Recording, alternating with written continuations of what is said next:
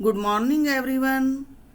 बच्चों, आज का हमारा विषय है रुबाइयाँ व गज़ल का काव्य सौंदर्य।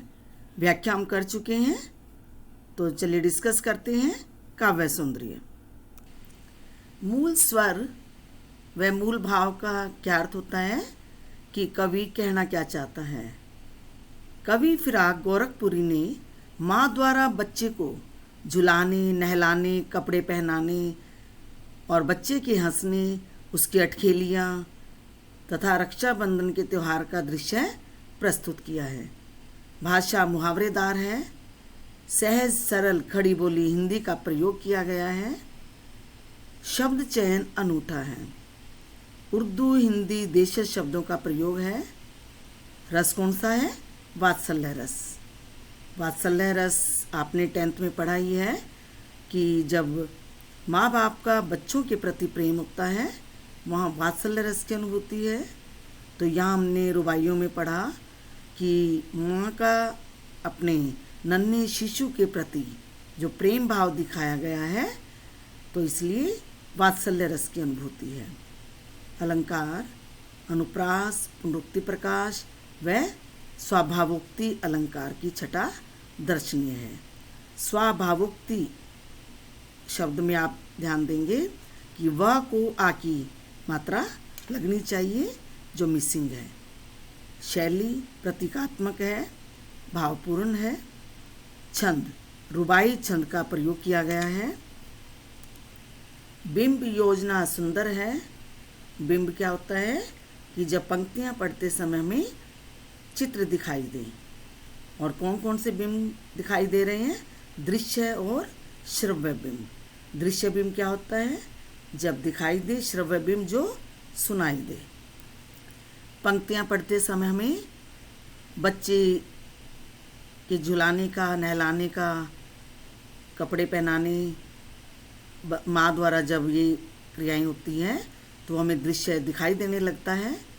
और बच्चे के हंसने की और रक्षाबंधन के त्यौहार पर जब सावन के महीने का वर्णन है कि आकाश में बिजली चमकती है घटाओं के साथ, तो बिजली के चमकने की गड़गड़ाहट के साथ वो आवाज़ सुनाई देती है।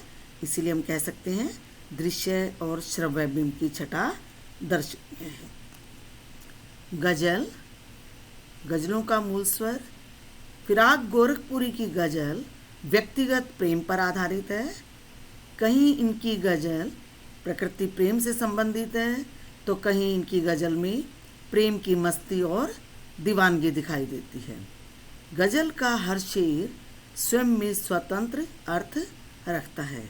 अर्थात कहने का भाव है कि हर गज़ल का अपना अर्थ है। भाषा उर्दू फारसी मिश्रित खड़ी बोली का सुंदर प्रयोग किया गया है। अलंकार, अनुप्रास, संदेह, पद मैत्री अलंकारों का स्वाभाविक प्रयोग है। अनुप्रास अलंकार क्या होता है कि जहाँ व्यंजन वर्ण की आवृत्ति हो। तो आपने देखा है कि हर गज़ल में किसी न किसी व्यंजन वर्ण की आवृत्ति है ही। और संदेह अलंकार, जब संदेह हो, अब जहाँ कवि यह बात करता है कि लोग मुझे बदनाम कर रहे हैं, तो वहाँ कवि को संदेह होता है, तो वहाँ संदेह अलंकार। पद मैत्री, जहाँ पद में मित्रता हो, अर्थात पदों में लय हो, राइम हो, तो वहाँ पद मैत्री अलंकार होता है। उसमें भी आप उदाहरण के तौर पर पंक्तियाँ देख सकते हैं कि तारे आंखें झपकावे हैं, जर्रा जर्रा सोचे हैं, तुम भी सुनो हो यारो, शम्मे सन्नाटे कुछ बोले हैं। तो जो पदों में राइम मिलती दिखाई दे रही है, इसीलिए पद मैत्री अलंकार स्वाभाविक है।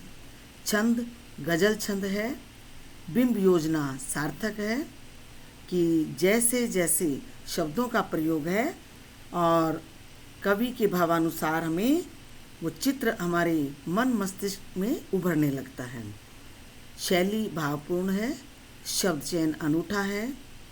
उर्दू काव्य होने के कारण भाषा और भाव दोनों में उर्दू के संस्कार स्पष्ट दिखाई दे रहे हैं।